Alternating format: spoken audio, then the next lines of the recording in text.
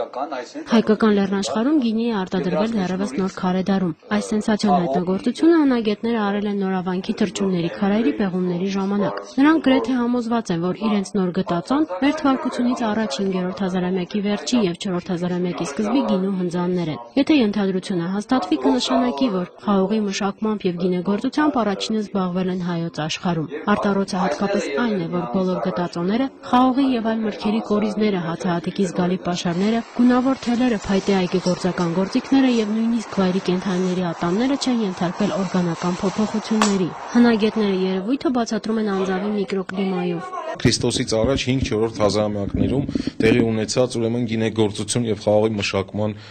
փաստն ենք արձանագրել։ Պրակտիկապես իրենից ներկայացնում է մի մեծ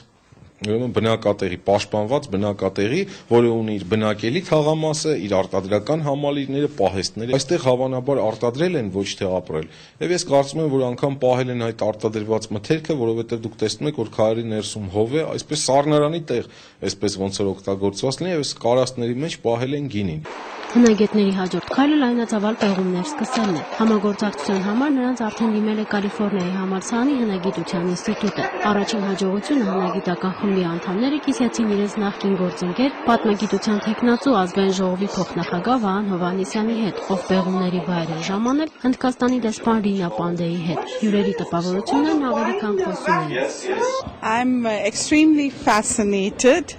Անչափ հիացած եմ տեսնելով պոլիէրիթյան և էնեոլիթյան ժամանակաշրջանի պեղումների վայրերը։ Կարծում եմ, որ էնեոլիթի ժամանակաշրջանի այս գտածոները կլրացնեն ձեր պատմության բաց էջերը, իսկ աշխարհը կտեղեկանա դրանց մասին։ Հիացած եմ տեսնելով այսքան առաջադեմ քաղաքակրթություն, որոնք հասել են մեզ 5-րդ հազարամյակից։ Հայաստանի և Հնդկաստանի մշակույթները մշտապես կապակցվել են միմյանց։ Այս մասին ես ասացի Վահան Հովհաննիսյանին, մատնանշելով նաև այն նմանությունը, որ կա հին Հայաստանի և հնդկական հարապա քաղաքակրթությունների միջև։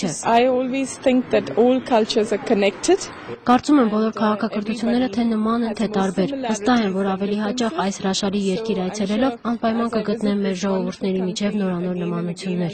Ցավոք հաջողվել է ուսումնասիրել միայն անձավի մի մասը։ Մնացածը հարևանությամբ սկսված շինարարության պատճառով քանդվել ու հողին է հավասարեցվել։ Մտահոգությունը խմբի անդամները փոխանցեցին ազգային ժողովի փոխնախագահին, ով պեղումների առաջին իսկ օրվանից հետևել է աշխատանքներին օգնել ու աջակցել։ Գայանե Հակոբյան, Կարեն Պետրոսյան, Երկիր այսօր, Նորավանք։